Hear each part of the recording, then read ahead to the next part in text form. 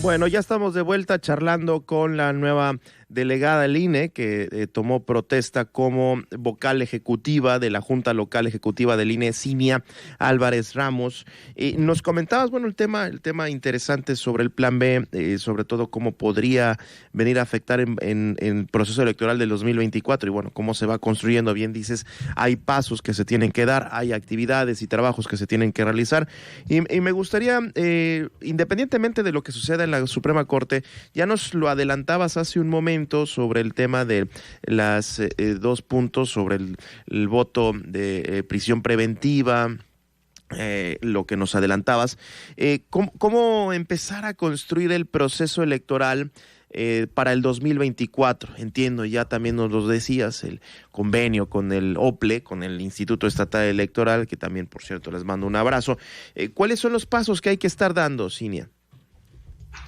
Sí, mira, nosotros en el INE, siempre que termina un proceso electoral, hacemos una evaluación para detectar áreas de oportunidad y propuestas de mejorar.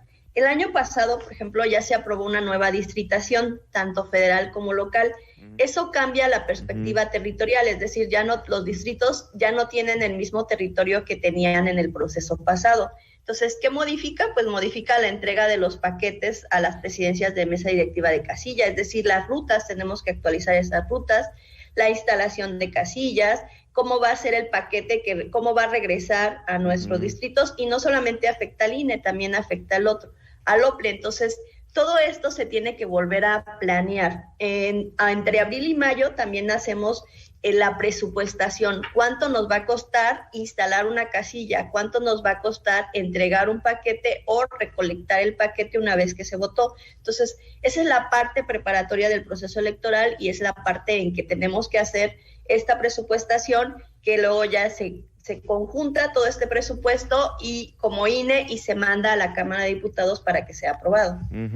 Interesante. Y bueno, hablando de propuestas, recientemente que charlaba, me parece, con el consejero Arnaud, él nos adelantaba, bueno, no sabíamos lo que iba a suceder con el Plan B, pero independientemente, pues los recursos son importantes para la organización de una elección, Cinia, es decir, un posible recorte presupuestal podría afectar la organización de una elección en un estado tan con comunidades tan alejadas, me imagino, Cinia.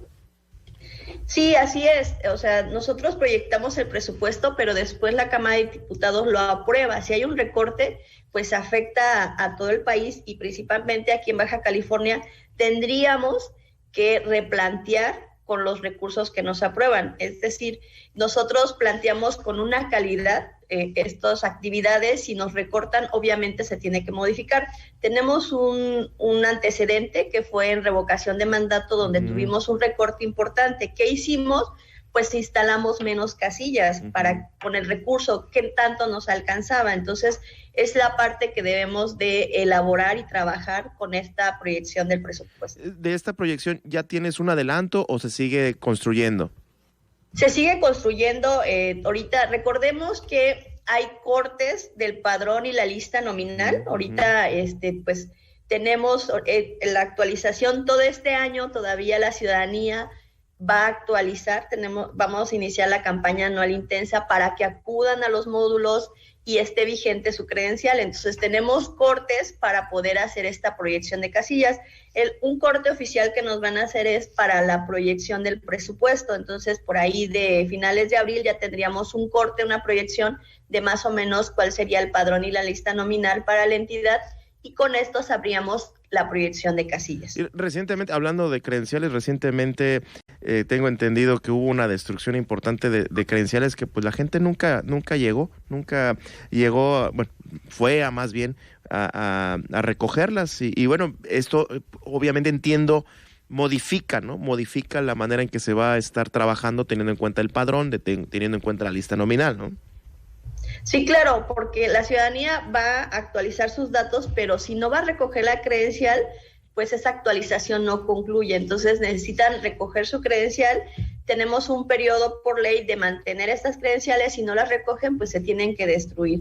Entonces, es importante esta actualización, los cambios de domicilio, alguna actualización de su documentación, tienen que avisarnos para que el día de la elección no tengan problemas de dónde voy a votar. ¿Por qué? Porque tienen que tener vigente su credencial y lo más cercano a su domicilio, es decir, tienen que tener los datos de su domicilio. Claro, ahora obviamente hablando de recursos, hablando de recortes, desde tu perspectiva, teniendo en cuenta lo que ya vimos en revocación de mandato, bien lo comentabas, pues sí se puede, digamos, poner en riesgo, o desde tu perspectiva la pregunta es, ¿se puede poner en riesgo una elección, una jornada de elección en cuanto a traer paquetes, que la gente, pues que le ponían una casilla en un lugar, ya no se la pongan y que tenga que ir, pues, y diga a esta persona, no, ¿saben qué? Ya no voy a ir porque me queda muy lejos? Es decir, un recorte presupuestal impactaría directamente a una jornada electoral, ¿no?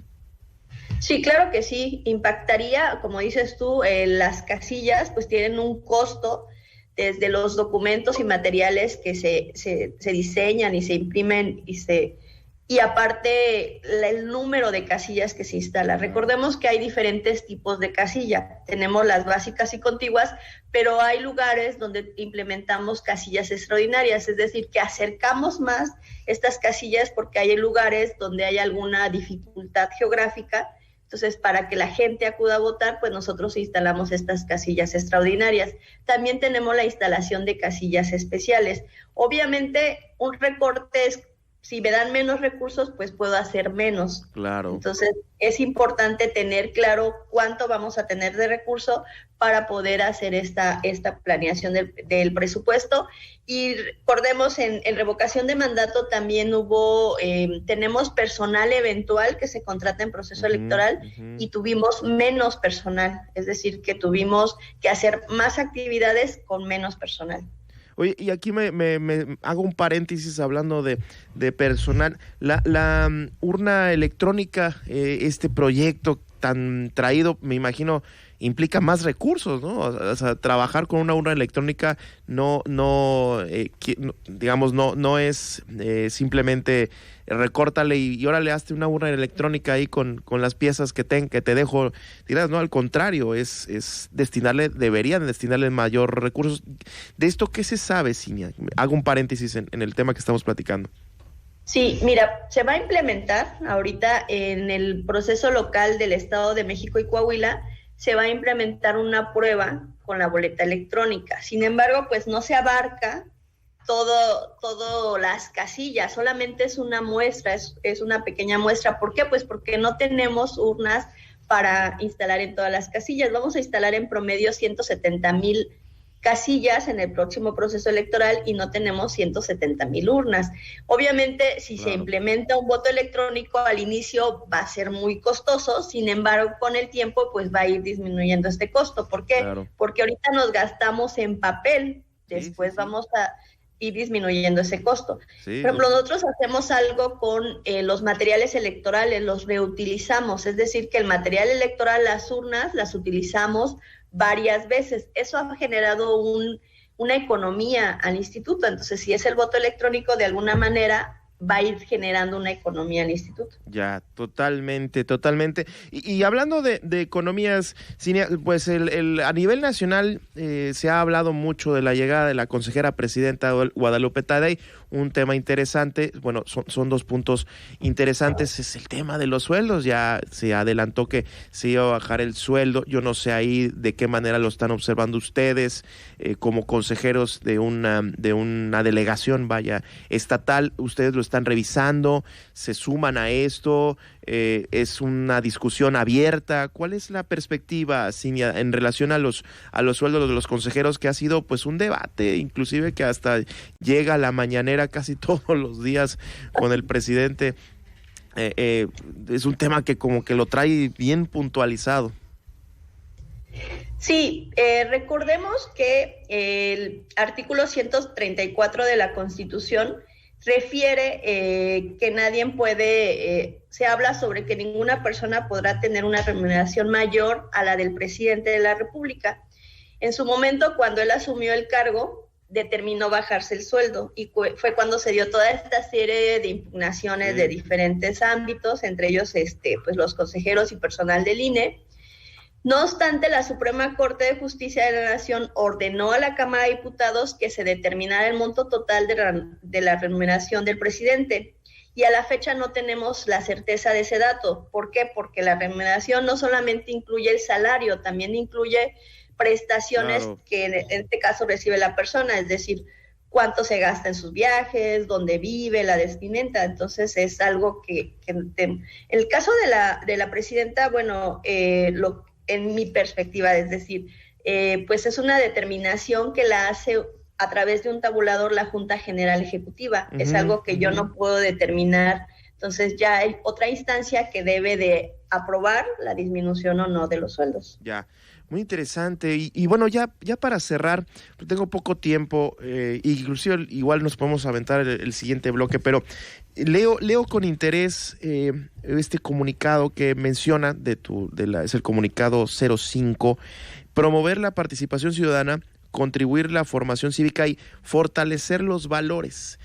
¿Cuál desde tu perspectiva son los valores, en este caso yo les sumaría democráticos, que se deben de fortalecer frente a todo esto que vemos todos los días en un panorama de polarización, en un panorama de buenos y malos, que o me apoyas, si no me apoyas eres mi enemigo, que lamentablemente ha dividido familias que ya ni se hablan a la hora de la comida, son inclusive algunos puntos que no se pueden tocar, y esto promovido desde Palacio Nacional, toda esta polarización. ¿Qué se debe de fortalecer hablando de valores democráticos, Cinia? Estoy charlando con la delegada del INE en Baja California Sur, Cinia Álvarez Ramos. Me gustaría regresar ya para cerrar esta charla con esta pregunta que te dejo en la mesa.